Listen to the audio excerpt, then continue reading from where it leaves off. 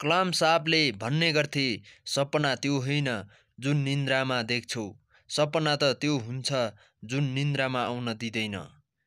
कलाम साहबले 5 कुरा यस्तो भनेका छन् र उसले यसो भनेका छन्, हरेक मान्छेलाई उठ्ने बित्तिकै 5 कुरा आफूले आफूलाई बोल्नु पर्छ। त्यो 5 कुरा आज म तपाईहरू माझ शेयर गर्नेछौँ। साथीहरू, बिहान उठ्ने बित्तिकै आफूले आफैलाई यो भन्नु कि म सबैभन्दा राम्रो छ, यानि कि यो दुनियाँमा म सबैभन्दा राम्रो मान्छे हो। मैले यसो भन्दा सबैको मनमा यो कुराको जिज्ञासा लागेको होला, म राम्रो कसरी भयो? साथीहरू, धेरै कुराहरू डिपेन्ड गर्छ कि तपाईको सोचाइमा। तपाई के सोच्छ र तपाईले के मान्छ। त्यसैले तपाईले मान्नुपर्छ कि म सबैभन्दा राम्रो मान्छे हो। यदि तपाई हरेक बिहान उठेपछि आफूले आफैलाई भन्छौ कि म सबैभन्दा राम्रो मान्छे हो, यदि तपाईले यो कुरालाई मान्यो भने एक दिन यस्तो जरुर आउँछ जब तपाई सबैभन्दा राम्रो मान्छे थियो। साथीहरू, दोस्रो कुरा, हरेक बिहान उठेपछि यो भन्नु कि म यो गर्न सक्छु। साथीहरू, हरेक मान्छेको जिन्दगीमा एउटा सपना हुन्छ, तर आधाभन्दा धेरै यस्तो मानिसहरू हुन्छन् जुन आफ्नो सपनालाई पूरा नै गर्दैन। उनीहरूको मात्र एउटै कारण हो, त्यो आफूमाथि विश्वास नगर्नु। त्यसैले आफूले आफूलाई विश्वास गर्नुस् र बिहानै उठेर यो कुरा भन्नु कि म यो सबै काम गर्न सक्छु।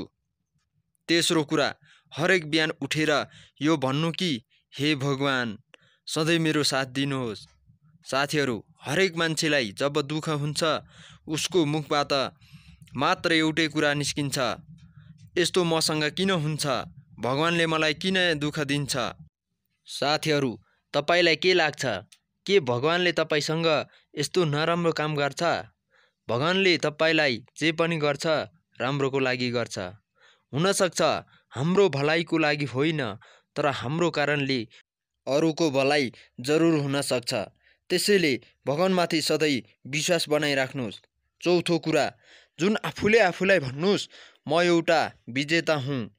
आधाभन्दा धेरै मान्छेहरू हारेर बसेको छ, अनि जब जिन्दगीदेखि हार्छ उसले सधैँ हारेको महसुस मात्र गर्छ।